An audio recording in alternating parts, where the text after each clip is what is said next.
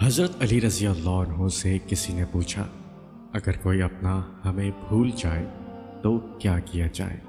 شیر خدا رضی اللہ عنہ نے فرمایا، کوئی اپنا ہو تو وہ کبھی نہیں بھولتا، اور جو بھول جائے وہ اپنا نہیں ہوتا۔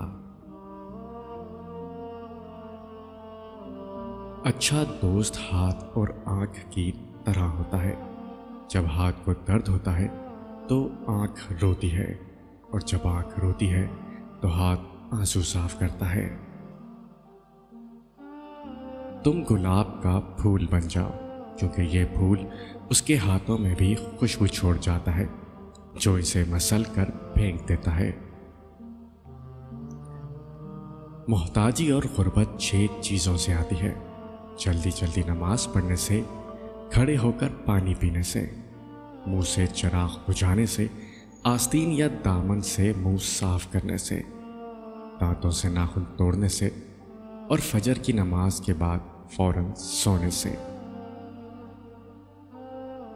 انسان کے آنسو اس وقت مقدس ہوتے ہیں جب وہ کسی اور کے دکھ اور تکلیف کو محسوس کر کے نکلیں۔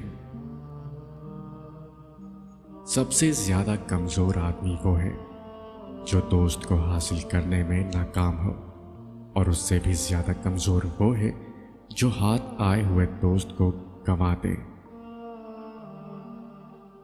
جنت کے منتظر نہ رہو، بلکہ ایسے بن جاؤ کہ جنت تمہاری منتظر رہے۔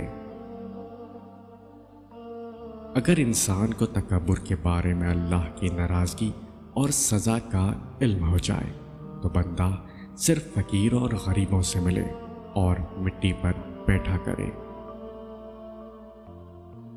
جب کبھی تمہیں اپنے رزق میں کمی نظر آنے لگے تو کچھ مال اللہ کو دے کر اللہ کے ساتھ تجارت کر لیا کرو۔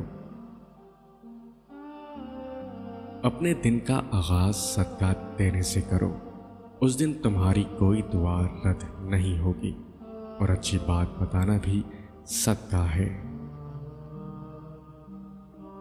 دنیا کا سب سے مشکل کام اپنی اصلاح کرنا، اور سب سے آسان کام دوسروں پر تنقید کرنا ہے۔